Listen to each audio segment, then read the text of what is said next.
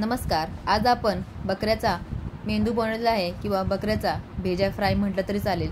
आज आपण बकऱ्याच्या मेंदूची सुकी भाजी बनवलेली आहे किंवा सुक्का भेजा फ्राय बनवलेला आहे असं म्हटलं तरी चालेल. या ठिकाणी पहा, एका बकऱ्याच्या भेजापासून आज आपण भाजी बनवली आहे आणि ती नवीन पद्धतीने बनवली आहे, जी सर्वांनाच आवडेल आणि एक भेजा संपूर्ण परिवाराला पुरेल इतपत भाजी नक्कीच तयार होते.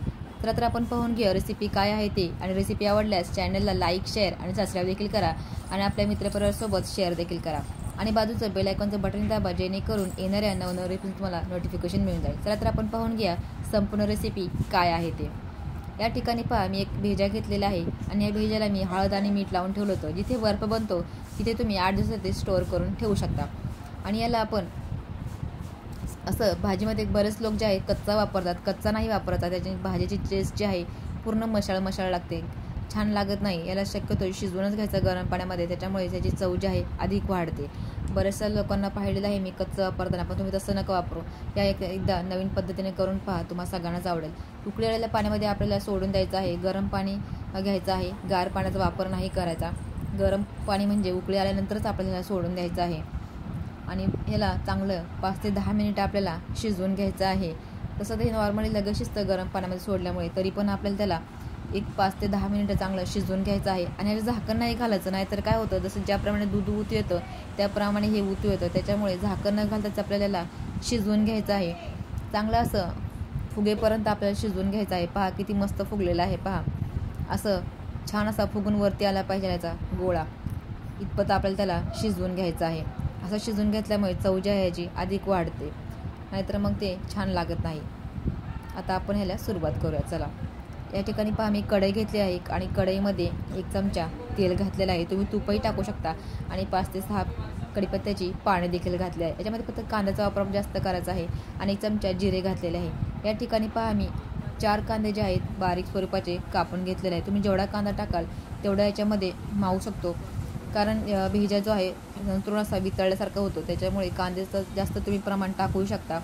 अगदी काही कांद्याची चटणीगत लागत नाही, छान लागतं. आणि याच्यामध्ये मी 1 जुडी कांद्याची पात जी आहे बारीक चिरून घातलेली आहे. कांद्याच्या पातीमुळे एक छानसा फ्लेवर ह्या भेजाला येतो, त्याच्यामुळे कांद्याची पात घातलेली आहे. तुम्हाला नको असल्यास तुम्ही नका टाकू, पण जर तुम्ही कांद्याची पात खात असाल तर आवर्जून घाला. कांद्याच्या पातीमुळे याचा फ्लेवर जो आहे अधिक छान लागतो आणि भाजीही जास्त प्रमाणात वाढते. त्यासोबतच पहा, मी अर्धा कोबी जो आहे चिरून टाकलेला आहे, बारीक चिरून टाकलेला आहे, थोडासा 1/2 किलोमधला अर्धा. आणि दोन्ही भाज्या आपल्याला अशा चांगल्या परतून घ्यायच्या आहेत. तुमच्या अजून कोणत्या आवडीच्या भाज्या असतील तर तुम्ही याच्यामध्ये ॲड करू शकता. भाजीचं काही बंधन नाही आहे, तुम्ही कोणत्याही भाज्या याच्यामध्ये ॲड करू शकता. ज्या तुम्हाला आवडतात त्या तुम्ही टाकू शकता. आणि चांगलं असं आपल्याला मिक्स करून घ्यायचं आहे. याच्यामध्ये पहा, 1 चमचा मी 1 चमचा काळा मसाला आणि 1 चमचा लाल मिरची पावडर टाकलेली आहे. सोबतच 1 चमचा गरम मसाला टाकलेला जो घरीच बनवलेला आहे आणि 1 चमचा धना पावडर टाकलेली आहे आणि चिमूटभर हळद घातलेली आहे आणि चवीनुसार मीठ टाकायचं आहे. मसाले तुम्ही तुमच्या आवडीनुसार कमी जास्तही करू शकता आणि तुमच्या आवडते मसाले तुम्ही याच्यामध्ये टाकवू शकता. आणि मसाल्यांसोबत ह्या भाज्या ज्या आपल्याला चांगल्या परतून घ्यायच्या आहेत, कारण ह्या भाज्या ज्या आहेत सगळ्या पाणी सोडणाऱ्या आहेत, त्याच्यामुळे आपल्याला चांगल्या अशा परतून घ्यायच्या आहेत तेलामध्येच. सोबतच 1 टोमॅटो टाकलेला आहे बारीक चिरून, तर तोही आपल्याला या भाज्यांसोबत असा परतून घ्यायचा आहे, कारण टोमॅटोचं हे पाणी सुटतं. त्याच्यामुळे हे चांगलं मोठ्या गॅसवरती चांगलं परतून घ्यायचं आहे. आणि पहा, हा एक भेजा आहे. पहा, भेजा दिसायला पहा किती छोटा दिसत आहे, पण या भाजीमध्ये टाकल्यानंतर तो मिक्सअप होऊन जातो. सर्व भाजींना हा भेजा जो आहे लागून जातो, कारण भेजा जो आहे असा वितळतो, एक वितळत्या स्वरूपाचा असतो. त्याच्यामुळे तो सर्व भाजींना त्याचा फ्लेवर जो आहे येतो आणि भाज्या ज्या आहे अधिक छान लागतात. याच्यामध्ये तुम्ही म्हटल्याप्रमाणे अजून तुमच्या आवडीचे जिन्नसही घालू शकता. आणि हे चांगलं असं परतून घ्यायचं आहे मोठ्या गॅसवरती. आणि जिथे तुम्हाला वाटत असेल की काही गाठी वगैरे झाल्या आहेत तर त्या अशा फोडून घ्यायच्या आहेत. आणि भेजा जो आहे सगळ्या भाज्यांना एकसारखा लागतो, कुठेही कमी जास्त लागत नाही, सगळीकडे एकसारखा लागतो. आणि चांगला असं मोठ्या गॅसवरच आपल्याला परतून घ्यायचं आहे, कारण आपण भेजा जो आहे चांगला शिजवून घेतलेला आहे. त्याच्यामुळे तो कच्चा राहण्याचा अजिबात हेच नाही आहे, विषयच नाही आहे. त्याच्यामुळे फक्त तुम्हाला मोठ्या गॅसवरती ह्याला चांगलं परतून घ्यायचं आहे. जेवढं तुम्ही परतून घ्याल त्यातलं तेवढं जे पाणी जे आहे ते सगळं आटून जातं. जे काही पाणी सुटलं असेल भाज्यांचं म्हणा किंवा अजून भेजाचं, तर ते पाणी सगळं आटलं जातं.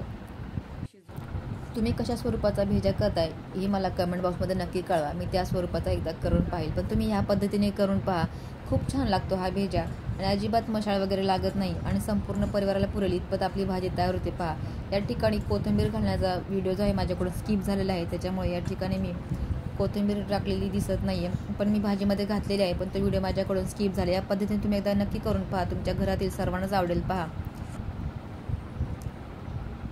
आता वाफ वगैरे काही द्यायची नाही आपल्याला, फक्त परतवत राहायचं आहे. पहा किती सुंदर झालेली आहे. तुम्हाला रेसिपी आवडल्यास आपल्या चॅनलला लाईक, शेअर आणि सबस्क्राईब देखील करा आणि या पद्धतीने एकदा नक्की करून पहा. किती मस्त दिसत आहे पहा भाजी. रेसिपी आवडल्यास आपल्या चॅनलला लाईक, शेअर आणि सबस्क्राईब जरूर करा. चला तर भेटूया पुढच्या एक नवीन व्हिडिओमध्ये. तोपर्यंत खात राहा, स्वस्त राहा आणि मस्त राहा. थँक्यू, धन्यवाद.